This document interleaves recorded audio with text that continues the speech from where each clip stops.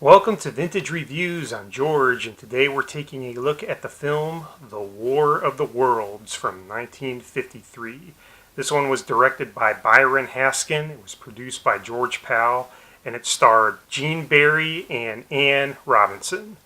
So this one is based on the book by H.G. Wells, and it is set in the 1950s rather than the 1800s like the book is, because they wanted to update it to the modern time of their times. And it is a very good piece. It does some things different than the book, quite a few things different than the book, but it keeps the essence of the idea of the story intact, I think. So as the film starts, there is, as sometimes these things tend to do, there is a meteor that falls from the sky and it lands in this small town in California. And the locals find it, and it's a big buzz, and they all rally around it. And it just so happens that Gene Barry's character, Dr. Clayton Forrester, is in the area on a camping trip. So they get him and they say, hey, come out and check this meteor. You're an expert. We want to get your take on it. So he comes out, but it's too hot. He can't really do anything about it. So he's like, I'm going to hang out here for a while, and we'll see how it goes. So he goes back to town, and there are some guys that are out guarding it, keeping an eye on it. So they soon find out that this isn't a meteor. This is actually the first ship in an invasion force, and it came down to look like a meteor, but it's disguising a ship. So the ship reveals itself. It's this mechanical eye that comes up out of the meteor, and it's like a periscope, and it has a heat ray, and it fries these guys that are watching it, and comes out of the meteor and starts wreaking some havoc. And so this is just the first vanguard in a invasion force from Mars.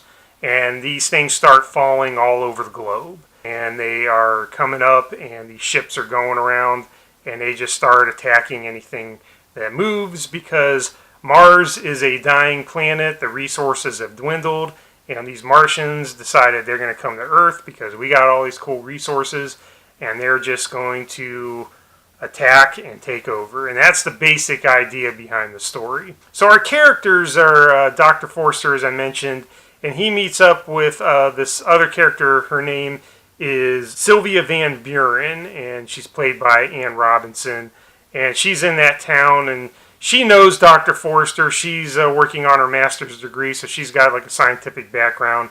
So she's familiar with him, and they kind of become friends. There's not a big romantic thing going on. There's more of like a mutual respect between colleagues kind of thing there. But they kind of hook up in that way, and then the Martians start attacking. And so from there, we get the military coming in, and they're going to try to deal with these Martians, and the scientists are going to do their thing and try to figure out what we can do to try to deal with the Martians. And it goes from there. Now, these Martians in these ships, they got these protective shields, and bullets and bombs and things they're shooting at it just are bouncing off these things. They are impenetrable. They are tough hombres, and they got their heat ray, their fire heat ray coming out of their periscope eyes, and they're just going around flaming anything they can get their flame eyes on. Pretty cool, actually. So these things don't fly around fast. They don't zip around and zap you. They walk. They take their time. They're not in any hurry. They're just they strategically place themselves throughout the globe, and they're just going to walk around and take out whatever they need to take out in order to achieve victory. And so when the army comes in and they start fighting them, there are these battles that are not good for the army. They are pretty one-sided. They just are no match for these things. So at that point, Dr. Forrester and Sylvia, they're in one of these battles. They're there when the army's taking them on, and they get kind of wiped out, and they escape in a plane and end up running out of fuel and crashing into a farmhouse area, and they go into the farmhouse, and they're just kind of on this progressive journey trying to get back to civilization, trying to find the authorities and use whatever expertise they manage to glean from what they're observing to help in the effort to fight the Martians. And that's their arc in the story. That's kind of their point. They're just a way for us, the audience, to go forward through the world and see what the Martians are doing and see how the planet is trying to deal with it. Okay, so I would like to dive into a couple of trivia things. For one, the film had a budget of $2 million. Not bad in 1953. So 600,000 of that, about 30%, went into the production of the actors and the dialogue and those kinds of scenes. But the rest of the budget, 70%, about $1,400,000, went into the special effects. So they did not skimp on the effects. They really went full bore on that, and they put a big chunk of the budget into that, and that's pretty good. I think the effects hold up really well. I'm not one of these people that critique special effects in these films and say they're dated or anything like that, because, obviously they were made at a different time, and they're going to look different than what we're used to. But I will say that these effects are good. The heat rays, the machines, the destruction, the buildings falling, you can tell they put a good chunk of the budget into it. Another interesting thing is that most of the soldiers in the movie aren't actors. They were actually National Guard troops who were on maneuvers, and they used them for these scenes where there's battles going on. So that's pretty cool. The National Guardsmen got to get their maneuvers in, and they got to be in a movie, so pretty neat. Okay, so one other thing I'd like to mention is there are 2 sound effects in the film that eventually became iconic sounds in the show Star Trek, 1966. And so this would be the sound of the war machines when they're hovering. This went on to be the sound of the phaser. And then the sound of the heat ray went on to be the sound of the photon torpedoes. So that's pretty cool. If you're a Trekkie, this has something that connects to it, and I like that. That's pretty neat. So a little bit about why I decided to choose this film, why we're covering it. Well, for one thing, it's, like I said before, it is a good movie. I watched it when I was a kid, and it's one of those films that I've watched continuously on ever since. Every now and then, every few years, 4 or 5 years, I'll throw it on. It's just good. It's like one of those comfort food films. I'm in the mood for something. What do I want? Oh, hey, War of the Worlds. Okay, let's throw it on. That's what this is for me. It is a good movie in that regard. So there is a history I have with it, and so I wanted to talk about today.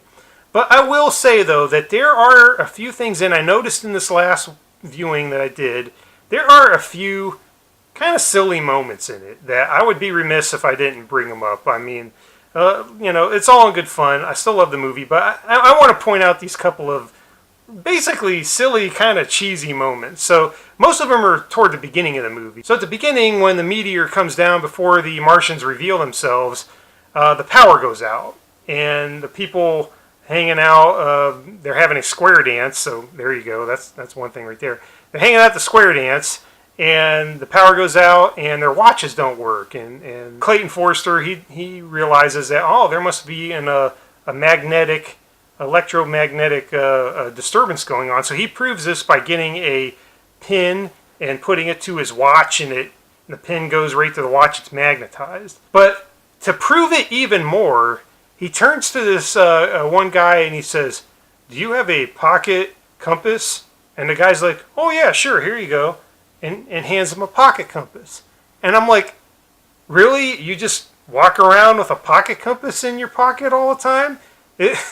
That struck me as funny. It's like, okay, let's see. I got my wallet. I got my keys. I got my pocket compass. Okay, I can go out for the rest of the day. This is good. I got what I need.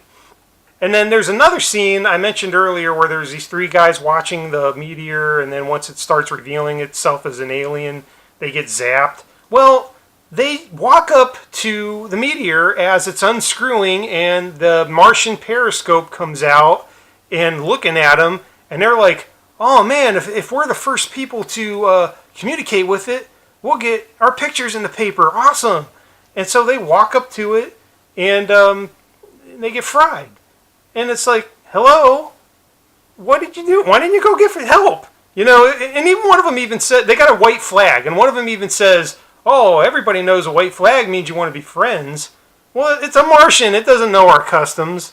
So I would be sad if I didn't bring that up. There are some silly moments like this. But again, all in all, I enjoy the film. It is a classic. It's one that I've always liked ever since I was a kid, and I'm sure I will watch it again. So again, the movie is The War of the Worlds, 1953. If you haven't seen it, I urge you to give it a chance. It's really good. And if you have seen it, if you got thoughts, please mention them in the comments. I'd love to hear what you have to say. So again, thanks for taking the time to tune in. I really appreciate it. And until the next time, have a good one.